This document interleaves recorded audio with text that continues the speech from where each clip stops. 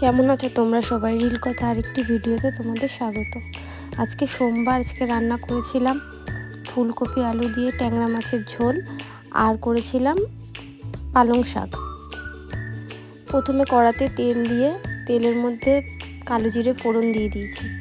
দেওয়ার পর কিছু মশলা পেস্ট করে রেখেছিলাম, আদা, কাঁচা লঙ্কা, টমেটো, আর ওর মধ্যেই গুঁড়ো মশলা দিয়ে দিয়েছি, জিরের গুঁড়ো, হলুদ গুঁড়ো আর একটু লঙ্কার গুঁড়ো দিয়ে ভালো করে পেস্ট করে রেখেছিলাম। সেই পেস্ট মশলাটাই আমি তেলের মধ্যে দিয়ে ভালো করে নাড়িয়ে তার মধ্যে দিয়ে দিয়েছি ভাজা ফুলকপি আর আলুটা। ভালো করে কষিয়ে নিয়েছি। কষানোর পর যেই তেল ছেড়ে দিয়েছে তখন জল দিয়ে দিয়েছি। জল দেওয়ার পর যেই জলটা ফুটে গেছে তখন ভাজা ছোটো ট্যাংরা মাছগুলোও দিয়ে দিয়েছি। দেওয়ার পর একটু ঝোলটা ফুটেছে আর একটু টেনেছে ঝোলটা, তারপরে আমি দিয়েছি ধনে পাতা দিয়ে নামিয়ে নিয়েছি।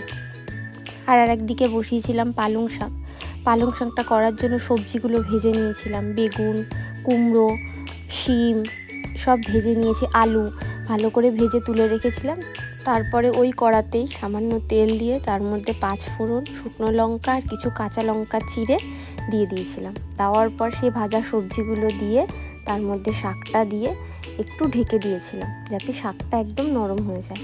নরম হয়ে যাওয়ার পর ভালো করে শাকটাকে সবজিগুলোর সাথে মিশিয়ে নিয়েছিলাম। মেশানোর পর যখন একদম শাকটা টেনে নিয়েছিল তখন তার মধ্যে একটু মিষ্টি দিয়ে নামিয়ে নিয়েছিলাম। নামানোর আগে একটু ধনেপাতা দিয়েছিলাম, সেটার ভিডিও করা হয়নি। তোমাদের কেমন লাগছে আমার ভিডিও আমাকে জানিও। সাবস্ক্রাইব করতে ভুলো না, লাইক করো, কমেন্ট করো। দেখা হবে পরের ভিডিওতে।